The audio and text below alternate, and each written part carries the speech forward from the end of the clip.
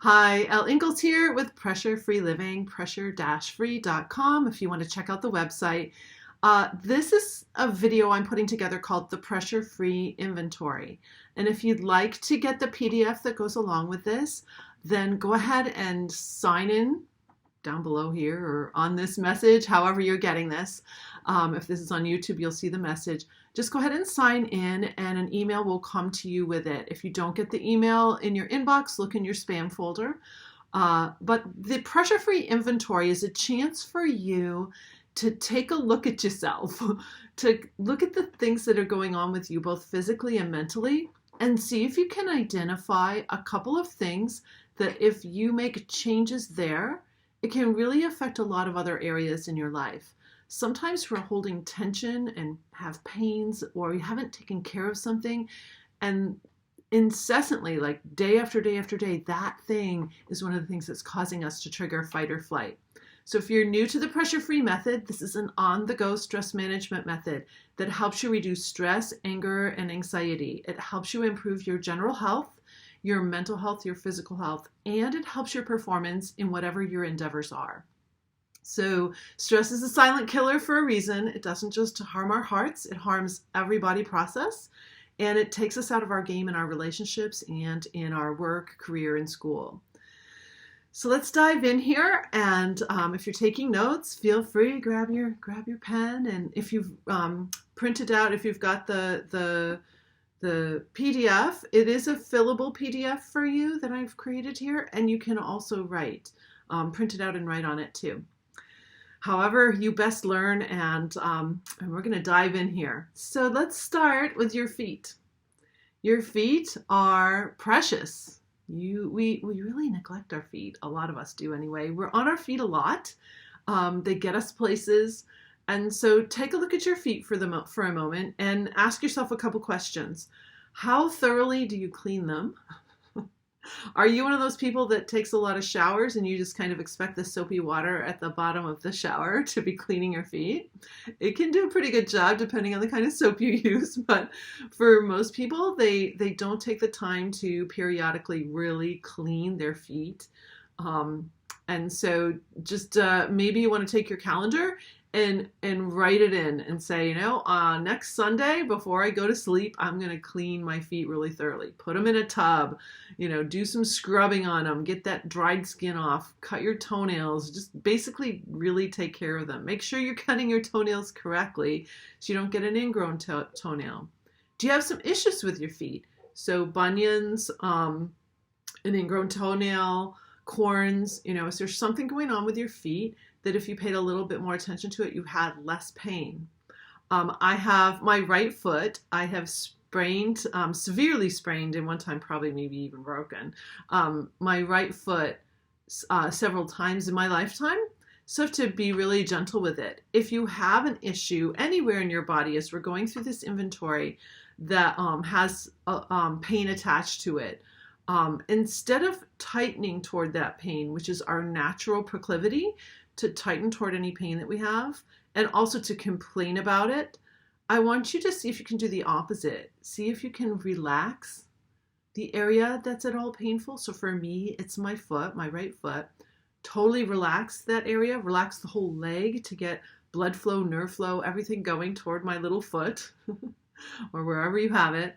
And the next thing is to, instead of complaining about it and mentally going tight about it, see if you can really give that area of your body a lot of love, a lot of care, as if it were something that's helpless and needs your help. Instead of the tight help, it's a loving help. That can really help you. I've helped people relieve a lot of pain just by stopping the tension, mental and physical, that they're sending toward that area of their body. For me, it's my little foot. Let's move up into the legs now. So how are you caring for your legs? Do you have excess fat on them? Are they heavy? Do they hurt? Do your joints hurt? There's a lot of reasons for that. And I have a whole separate other thing I do to help with feet. In fact, for any of these areas, if you really have some issues, go ahead and private message me.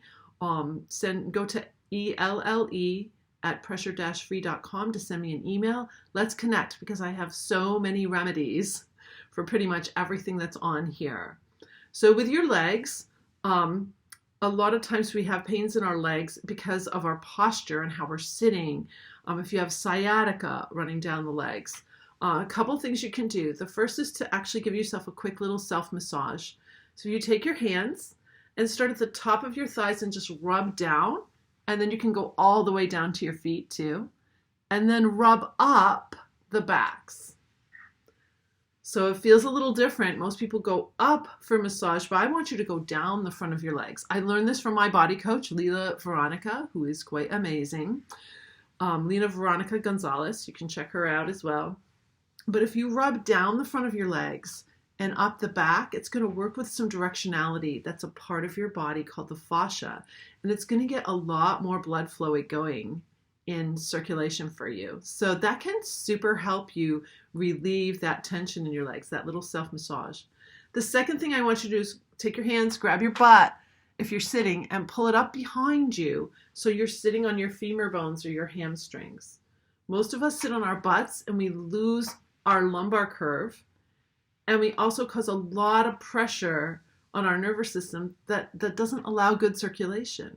So if you're sitting all day on your butt, you're literally harming yourself, and your legs can take a toll on there. And that's when the sciatica comes in and everything. So see if you can get more springy, sit on your hamstrings, let your legs be power for you. So that's a little bit about legs. And while we're on legs and feet, I want to go back to the feet for a moment so that we can get all of this working together.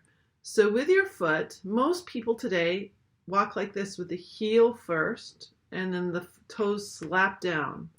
Well, when the heel hits the ground, you're putting a lot of really a hit on your ankle, your knee, your hip. So when you do that, it's like boom, boom, boom, boom, boom, all the way up into your spine. But if you start walking from the front half of your foot and then gently set the heel down, this is like a shock absorber. Your foot is like a shock absorber for your body. So you're absorbing all the shock with all of these little bones and all the pad. Your heel doesn't have a lot of pad. My palm doesn't have a lot of pad. But look at all the pad here. It's like the paw of an animal. They don't walk on their heels. They walk on their paws. You'll notice if you go up and down stairs that you will naturally go front half of your foot first. Not toes, but front half of your foot, and then you'll set your heel down. You're testing. So before we started wearing shoes, we always walked like that. And in countries where there aren't a lot of shoe wearing, you'll see there's a lot of front half of the foot first, and then the heel goes down. So play with this, because you're going to have a lot less problems with all of your joints if you start walking that way. And going up and down stairs is the first clue to how you can start to get it going. I think of it also as kind of creeping around at first. But I've been playing with this for 3 years when I learned it from a couple of sources, including my body coach, and it's been phenomenal for me. So play with that, and that's going to help all of your joints and your legs just be so much healthier. Your calves will develop more too.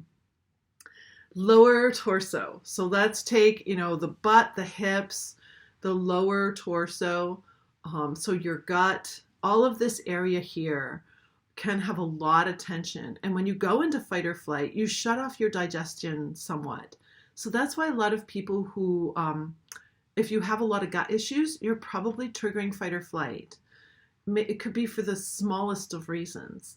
And so you want to start to work with relaxing the front of your body. If you place your hands on your lower belly and really relax that lower belly, that's going to help start to alleviate a lot of the problems that are down there.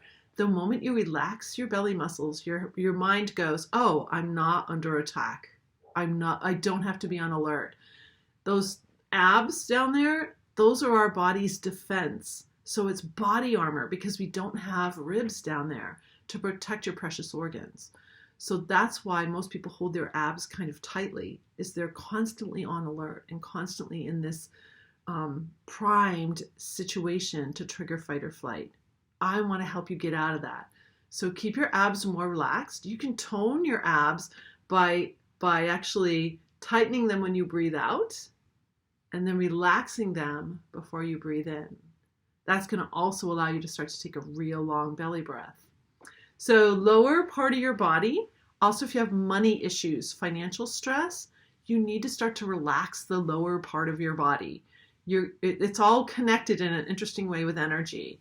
But some people have a lot of trauma down there. If you have digestion issues or you've been abused, all of that can play into the trauma down there. You may be carrying a ton of weight in your hips and in your lower belly.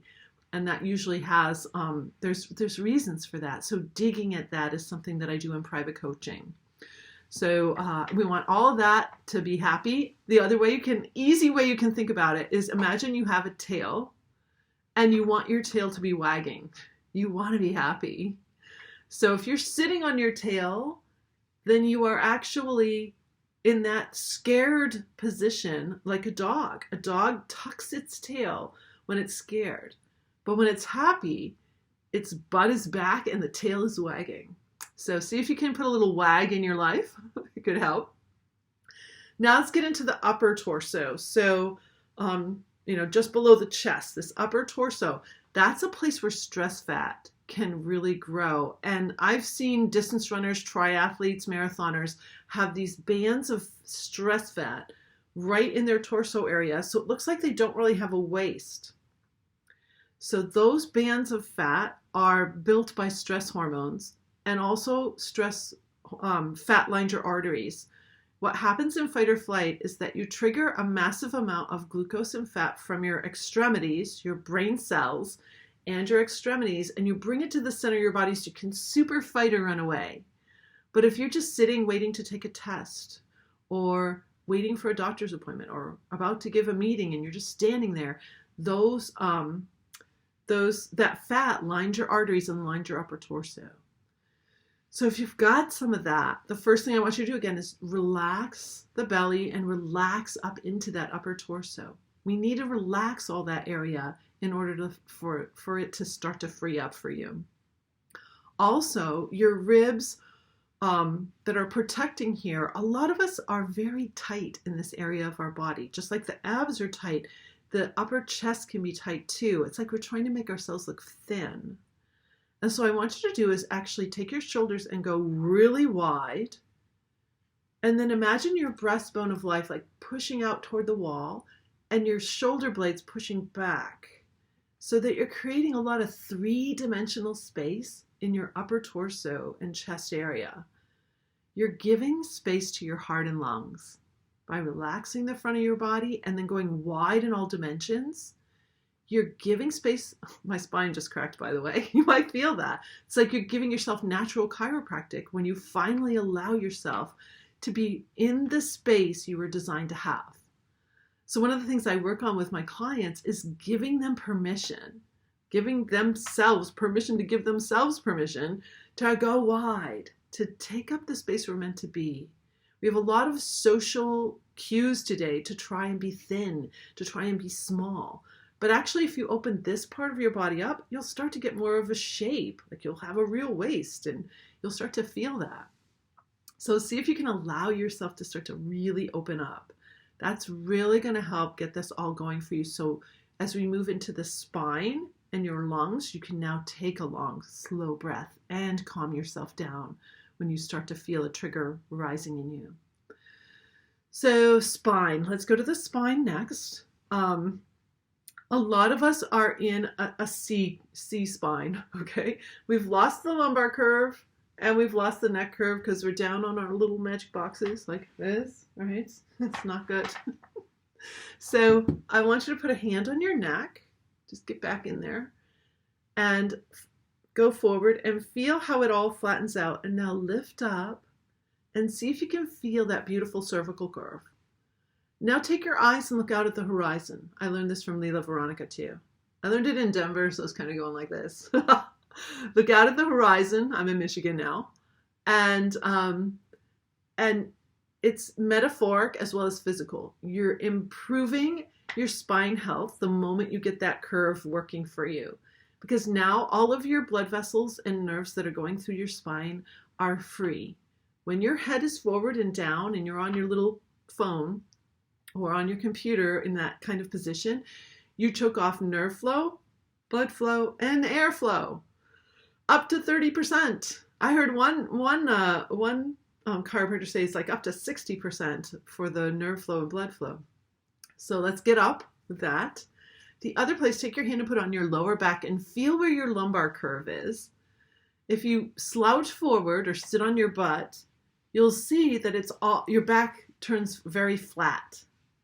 But if you get back on your hamstrings for your legs, sit on your femur bones, and start to get out of that slouch position, you'll feel your lumbar curve, and you'll feel that it's an indentation in the spine, and then on the two sides, you'll feel all those muscles. It's really kind of cool to get in there. So those are your tenderloins, for those of you who understand that.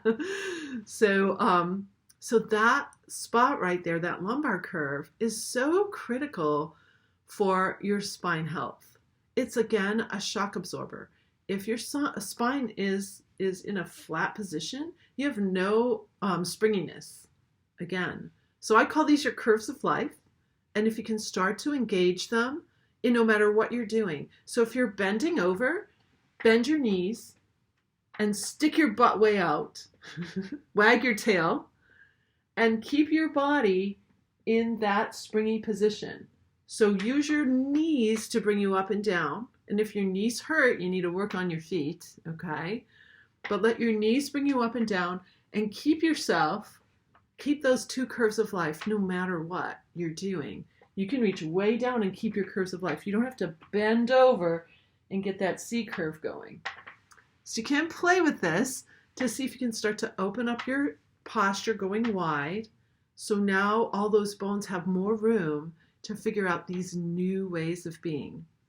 Again, it's a lot of correction. If you need some help, let's talk, because it can be life-changing for you to just get your blood flow, nerve flow, and airflow working for you. How is that going to improve your health? Like, amazingly. All right, so lungs. All right, how do we breathe better? Most North American adults are chest breathers. They're only breathing from their chest. Very little air is going down into their abdominal region. When I was 18, I rowed for the University of Michigan, and our captain tested how we were breathing. We all laid on the soggy ground, and she goes, "Oh, you're a belly breather. You're a belly breather. You're a chest breather." Almost all of us were chest breathers, by the way. So we started working on bringing more air down into our bellies as a team so that we could be better rowers. It was pretty cool, actually. And so if you've been a chest breather for a long time, it may take you a little while, but you can start to become a belly breather again. Little children are belly breathers. Infants are belly breathers unless they're under too much stress. And then you will see them become chest breathers. So if you put a hand here and a hand on your belly, I just want you to breathe normally and notice what's happening with your hands. Is this one going up and down? Is the belly hand going in and out? Are both of them working? So once you've determined what's really going on here are a couple breaths to help you start to get more air down in your abdomen. The first thing we're going to do is breathe out and tighten the belly muscles. So breathe out and tighten your belly. You might lose your lumbar curve a little bit. That's okay. Now relax your belly and breathe in through your nose, like you're filling up a gas tank. Let's do it again. Breathe out and tighten. And now relax and breathe in. So my chest hand didn't move at all. It's like all belly. Your chest hand may have moved a little bit, but I hope you started to feel like a little bit of action down in your ab area. So your lung tissue is incredibly malleable. It will stretch. In fact, one professional trumpet player friend of mine said that the lung tissues of the human lungs are so malleable they could stretch for a square mile. Super, super stretchy. So you just need to start relaxing your abs and allowing that tissue to go down. If you're an athlete, if you're someone who's trying to stay healthy, just one tool alone, like opening up and getting more air down into your abdomen, is going to help with that so much. You're going to breathe better, get more oxygen, especially into your major muscles in your lungs. You're going to have more power. So breathing is a great pressure-free tool. All these tools that I'm teaching you, by the way, if you feel that you're starting to trigger fight or flight, you use them in my 10-second solution. That's the critical moment. So you start your breath then. Otherwise, you're too late. You'll feel your face turn red and you'll get all shaky and jittery, and you know you've gone into fight or flight. So those are your lungs, your heart. So we talked about like really going wide and opening up this whole heart space so that your heart has more room. And also this idea of keeping the front of your body softer. It improves things two ways for you. It's going to improve something that salespeople call your know, like, trust factor. Know, like, trust. You want to get to know people. You want people to get to know you. A lot of us are lonely. We're really looking for connection. And we've hardened our hearts. It's almost like there's a crust over it. So when you start to go wide, it can feel a little vulnerable because you're now like opening up and cracking that crust. So if you're looking for more connection, deeper relationship, you got a little crust around your heart, physically start to go wide, start to soften. Your voice will change also. This whole front of your body is going to get more open for you. Stress is called the silent killer because it does affect our heart. And you can read so much about it, but here's the deal. If you read about it and that makes you more anxious, it's not helpful. So if you have health anxiety around your heart, around your lungs, around your brain, around anything, it's time for you to start to flip the switch on that. Notice that you're starting to be worried about it. And maybe you've had a physician trigger even more worry and do a lot of tests. And, so now that it's compounding, the worry is compounding. I want you to give yourself a little bit of grace and space. So go wide, because that worry is going to tighten you. Tightening is not going to help. So take a moment to just really go wide and really start to just move into trust that everything is going to be okay. Everything is going to be okay. I'm going to be fine. That my heart is going to be healthy. Start using some affirmations. And then you can turn those into questions. How can I stay healthy? How can I help my heart? Start with the big ones. Drinking, smoking. Like, okay, are you willing to just kind of let that go, at least for 90 days? Let's get your liver happy and your heart healthy. Like all those things will instantly start to change in 90 days. That's all it takes. Just a little bit of change. And be careful like where you get your information. One drink a night? No, it's too much actually. So start to like decide, I want healthy lungs or I want a healthy heart. What is that going to take? And are you willing to do it? If you need some help because maybe you've gotten into some addictions that are harming you. Maybe you're smoking weed every night. Maybe you're drinking every night. Those are not going to help you. They're not going to help you. It's a panacea so that you can calm down. But if we can start to get you calm to begin with, you're not going to feel like you need those things. And we have little habits. So look for the little habits that you might want to change out a little bit. And I'm here to help you. Let's see. Where are we? Heart, upper chest. We kind of did the upper chest. But a lot of people will feel like their chest tightens in fight or flight and it's hard to breathe, or you have asthma or allergies. And people will say to me, oh no, it's genetic. I have asthma and I've had it my whole life and I'm just always going to have it. Again, I want you to soften that idea. I used to have allergies. I don't have any allergies anymore. I used to have eczema. We'll get into skin. Like all the things that I thought I would just have my whole life because I'd always had them. It's not true. I read in one book, I can't remember which book it was, that scientists have shown that we only use about 15% of the libraries of our DNA.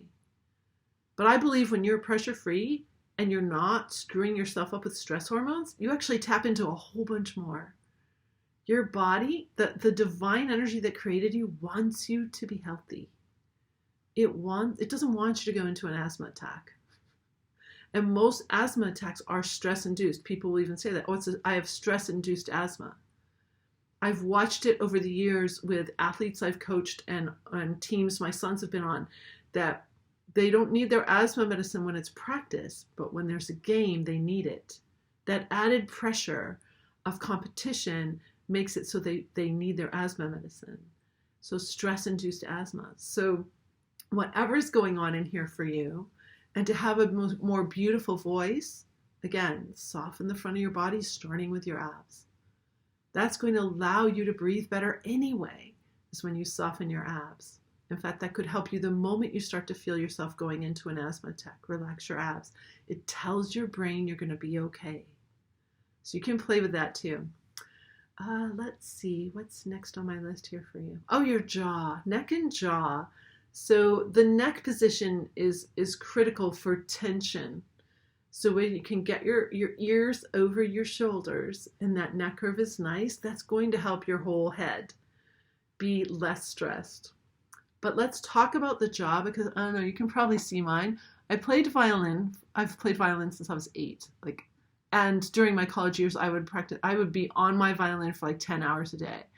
So this side of my jaw is different than this one. You can see it's a little higher up. And this was the side I grinded. I would grind my teeth every night. I was a tooth grinder. Are you a grinder? Do you clench your teeth? Do you wear at your teeth? So this is just a spot. We naturally go here, by the way, with the grinding and the tension, pen chewing, fingernail biting. We come here for comfort, because when you were an infant, this is where everything was soothed, was your mouth. You got fed. And so we come here to try and alleviate our stress, to try and feel better. That's why we'll do a lot here with this area. So I want to give you a couple things to relax this. And the first is just to realize that if you're starting to clench or starting to bite or whatever it is you do, don't beat yourself up. Just notice it. The first thing you have to have is some awareness. Oh yeah.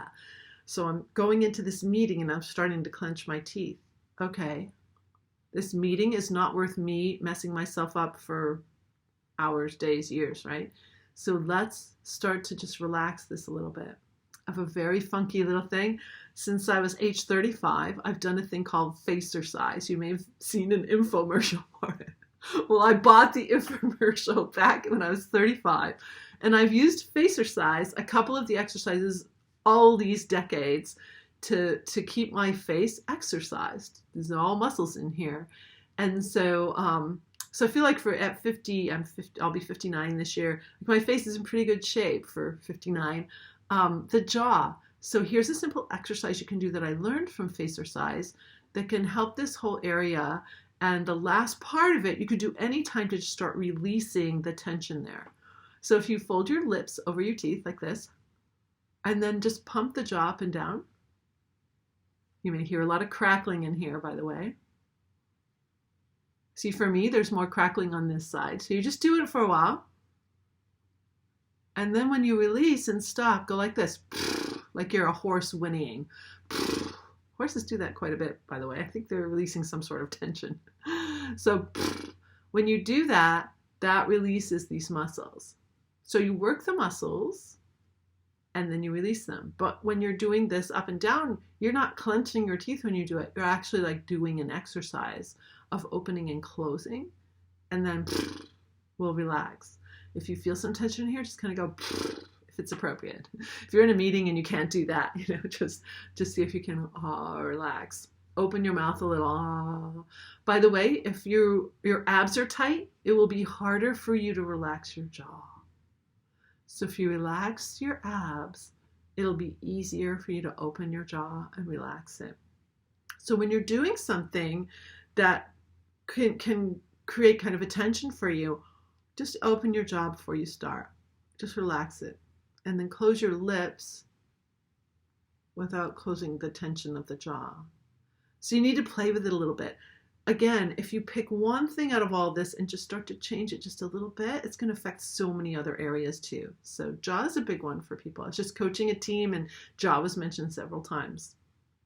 Teeth. I have pretty decent teeth, but we all have things about our mouth, right? So there's stuff. So, and again, please reach out because I have some cool remedies too for mouth health. If you have bad breath, if you have issues like that, please reach out. If you have if you can just start to institute a couple of good habits for teeth. I have a friend who is a holistic dentist down in Australia. She taught me something really cool about sugar. So our teeth have a little bit of a flow in them, and it's that flow is getting nutrients out to the tooth, to the part that's alive, okay? And the enamel, it actually has some sensitivity to it, and when sugar hits our teeth, the flow retracts. So that's one reason why sugar isn't a particular good thing to be eating a lot of, because it will cause the tooth to stop this flow of the very nutrients we need for the tooth to be healthy. So so everything we eat and breathe and put in our mouth, like, it affects our teeth. So so maybe you want to make just a couple little choices there in what you're doing in your day. If you eat something super sugary right before bed, it's probably not a great idea. You know, maybe you need to just change up one little thing with what you eat. Or maybe you need to decide, okay, I'm going to floss my teeth at this point every day. Like, add one little thing in that once it becomes a habit, you've now changed the trajectory of your oral health. So you need your health, your mouth to be healthy. By the way, I have a mentor who gives commencement speeches, and he always says, take care of your feet, take care of your teeth, because if either of those are in pain, you're not going to have a good day. And for those of you who've had tooth pain, you know that. So ears, how's your hearing? Are you protecting your hearing? Do you go to loud concerts? Do you have your headphones too loud? Make sure you use earplugs if you need to. They're so delicate, and it just takes one little and the follicles are destroyed, and now you have some hearing loss in some part of your ear. So see if you can be really great, take care of your ears, clean them properly. There's all kinds of videos on how to actually clean your ear properly. And also you can just do some little massaging too of your ear, the ear lobes, and then all around, like here, you can just do some little massaging of your ears now and then, and just give them a little love, because we probably don't spend a lot of time thinking about our ears unless you have an issue, right? So see if you can give yourself a little love to your ears. Your hair, your scalp. So I've worked with a lot of people who have psoriasis or eczema in their scalp, especially like the back of the neck or around the ears. There's lots of places where it can happen. People stress about their hair or lack of it, or if it's falling out. I've helped so many clients who had hair loss issues. Some of them didn't even want more hair growth because they already have thick hair, but now they have hair growth. So there's a genetic component to our coloring of our hair. I'm kind of going natural again, guys. So my hair is very dark in here, you can see, and then lighter on the top. So this is a genetic. We have genetic pattern. Male baldness pattern is genetic, but at the same time, stress plays a role in especially hair loss of someone that doesn't have that genetic male bald pattern. So do you have new growth coming in? How is your hair? We stress about how our hair looks. We really need to let go of that. But social media and this thing has made it worse. I've never spent so much time looking at my hair. It's just ridiculous. And so yeah, it's time to just let our hair be our hair.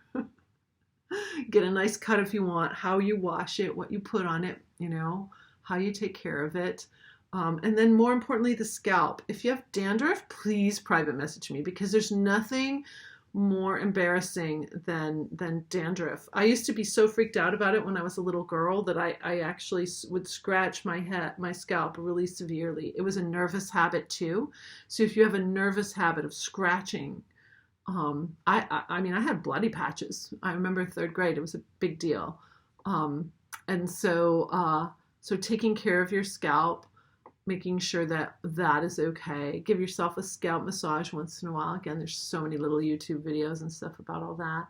So caring for all this could be an issue. If you're stressing about how your hair looks, what color it is, all those things take away from the endeavors of your day. So you can pay attention to how that could be better for you. Your face.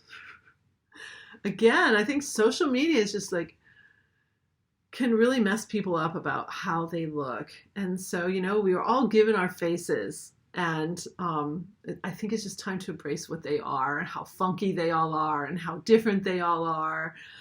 They're all beautiful. And the course of the day, you have 100 different faces that you show to people. You've got your droopy face. You got your happy face. You've got your neutral face. You've got your angry face. You've got your confused face. When I'm working with a client, I really pay attention to what's happened to their face as they tell me about something. So as they tell me about something, I can tell if something's causing them stress or if it's like a great thing for them. So I watch their face for the cues. It's really fascinating. So how are you taking care of your face? Are you washing it? Are you cleaning it? I used to have stress acne from stress hormone release, pretty bad. It was embarrassing for a lot of my adult years. And then this mole here got really big after a while. It was like hormonal changes change your face and bring moles up, and there's just all kinds of things. So they're called beauty marks for a reason. And I think we just need to just take some time to really embrace our faces. You can do a face massage, and I do the Facercise. So if you're getting some droopiness or you don't want that droopiness to happen, here's another really funny exercise. Again, put your lips over your teeth and pump your cheeks. You can put your fingers lightly on your cheeks if you want to see like little weights, but go. By the way, when I was first doing this, my whole left side couldn't do it. I had so much tension from the jaw clenching that I couldn't do this exercise. And I felt like, wow, did I damage myself? But now both sides can do it. So I'll take my fingers off, you can see. I do it like 20 times or so and then go again, release. But that's just going to get all the smiley muscles working, right? We don't smile enough in North America. Please smile. People need smiling. Babies need smiling. And now we've got masks, so we can't see the smile, so it's got to be with our eyes, right? So this is 2021 for those of you who are watching this. And so a lot of people, we can't see their smiles as much as we wish we could. So skin, last thing here with the body. I suffered from eczema for 35 years. These knuckles were cracked and bleeding. It was really awful. And in 8 weeks of using the pressure-free method on myself, my skin completely cleared up. And normally in the winter, I couldn't even get a ring on or off. Like this would just be so bloody and gross. I mean, it was awful. So if you have anything with your skin, you can really do an inventory of all your skin. The reason people's skin gets nasty or has issues is that when we go into fight or flight, the nutrients that we take in with our food, they're shut off from actually getting out to our extremities and to our skin. There's like 3 different effects that happen to our skin when we go into fight or flight, so that the skin really takes a toll. So if you're feeling stressed and you notice that your skin is dry, or your extremities are cold, and then they're getting like really rough and dry, there's an issue that's a stress issue, and we can work with that. I forgot one too. When you go down to the reproductive organs down here, and your bladder and all of that, if you're going to the bathroom a lot, that's a stress issue too. You might not have like overactive bladder. What you are triggering the stress hormones, which tells your bladder to release. So it's basically, stress affects every one of our body systems. If you've got something going down with one of the systems of your body, one of your body processes, I'm here to help you. So let's go into the mental inventory now. That was all the physical, we'll go mental. How is your general mood? I have been talking to a couple people lately around the globe, actually, who have shared with me that they've gone through times in their life, or they may be experiencing right now, where they just feel pretty helpless, very stuck, and that any change would be impossible. So they're really stuck in that hamster wheel, burnt out, broken, and like there's really no way to get out of this because it's been happening for so long. And And so what is your general mood? As you look at your mood, and it's going to have some swings to it, of course, but are you more generally happy? Or is there some stuff going down that you know you need to start to fix? So just kind of do a little assessment of your general mood. What do other people see? Like, are they concerned about you? Or do they think that, you got everything going on great, but also the inside and the outside, do they match? Do you have a mask on where everybody thinks everybody's great with you, but on the inside it's not? So take a look at your general mood and just make a little assessment of it. And once you've made that assessment, that's the first chance you have to actually make a little change happen.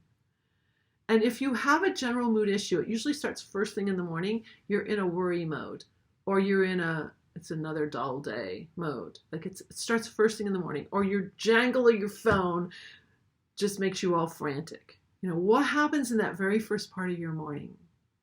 Here's what I coach with my clients. I'll do a little coaching here.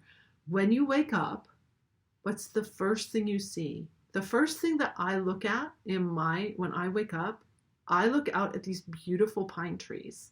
They are my friends. And the needles are just incredible in every season. I'm watching them change and grow in the new growth. So the first thing I look at is nature. What do you look like? If you're in an apartment with a closed bedroom and no windows, go get a beautiful poster. Get something that inspires you. So the first thing you see when you wake up is something beautiful. Secondly, what's the first thing you hear? Is it the jangly tone that creates makes you go into fight or flight? Maybe you need to change up your ringtone and listen to something really beautiful start to wake you up, something you love. Maybe you don't use a ringtone at all anymore. You just naturally get up. And what's the first thing you hear? The first thing that I actually like to hear is silence, to the point that I can hear the blood flow in my ears. I really like silence. I like quiet. So what's the first thing? And then we have a neighbor dog that might start barking at a certain time every day, and I just smile. I'm like, oh, time to get up. There's Shotzi, our neighbor's dog. So, what do you hear? And can you make it beautiful, fun, at least bring a smile to your face? Then what are the very first thoughts in your head? When you first get up, those thoughts are critical. What you first think is going to start to set the stage for the day. And here's the deal. When you're not in fight or flight, you have control over what you can start to think about. If you've gone into fight or flight, it's extremely difficult to think cognitively. You're in your survival brain, and you can feel very threatened and very vulnerable. That's not the true you. That's a stressed out you. So first thing in the morning, what are some things you want to put in your head that you want to think? Some people just say, happy to be alive. I'm happy to be alive. You're here on this planet for another day. And maybe something very traumatic has happened to you or to someone that you love. But you wake up, and what is it that you can do today that's just going to take the trajectory just a little bit differently? How are you going to celebrate? How are you going to move in a better direction? So play with that in the morning. Personality. So I would have to say that my personality, pressure-free, is very different than my personality in fight or flight. Very different. And I like the me that's pressure-free far better. So I'm not going to trigger the stress response if I can help it, because that person isn't very nice. So playing with that can be life-changing for you. Allowing yourself to realize that your personality might be something very different once you're out of fight or flight. Your skills. So when you're taking an inventory about yourself, take a look at all of the skills that you have. What is it that you know? And it could be something very basic, but you know how to do it. There's so many things we take for granted but there's a lot of things that you can do. And it's all of these intangibles. I call them intangible assets, your personality, your skills, your education, your thoughts, your creativity. That's what creates tangible assets in your life. That's what creates great relationships. That's what creates businesses. That's what creates money flow. So what are some of your skills? If you list them out, it can be kind of eye-opening, like, wow, I forgot that I know how to skate or I know how to sew. What are your skills? Then your education. What have you been taught? Formal education as well as informal education. What kind of apprentice things did you do that you didn't even realize were teaching you really great skills? So start to lay out all of that. Do an inventory on it, because it's out of that that you grow and you spark. Again, your thoughts. Like I talked about, your thoughts first thing in the morning and then thoughts right before you go to bed are the bookends where you can actually start to create a different way that you're serving into your subconscious. Because your brain, when you're first waking up and when you're just going to sleep, is going hopefully into what are called theta waves. If you've triggered fight or flight, you don't get a lot of good, deep sleep at all. But if you can start to relax a little bit and put some really good bookends into your day about what your thoughts are, that will make a difference. Last, your creativity. How do you create? How do you create in this world? We are all creative beings, even if all we're doing is birthing children, right? That's incredible. So take a look at all the ways that you do something creatively, or you make something. Maybe it's food, maybe it's a wood shop, maybe you do something with metal, maybe you paint, maybe you take pictures. How are you creative at work? You problem solve. What do you problem solve about? So this is your inventory, taking a look at what you have, what you could acknowledge is great, what isn't so great that you can make a little bit of a change. And again, go deep into the pressure-free method so you're not triggering those fight or flight stress hormones. And all of this gets to start to really work for you. So I hope this has been helpful. You've noticed, like with the PDF, I put the times so you can go directly to a place that you feel you need some help. And again, just reach out. I'm here to help you. I do private coaching, group coaching of any kind of team, work team, entire community. We have all the assets here at Pressure Free to help your family, your business, your organization, your church, your community, your schools. Learn this method and get out of the stress cycle and get out of the pain that comes with mental illness, physical illness, and lack of performance. So wishing you a great pressure-free day. Again, reach out, pressure-free.com, click contact. You'll go right to my calendar and we can book a time to talk and have some fun with your inventory. Bye.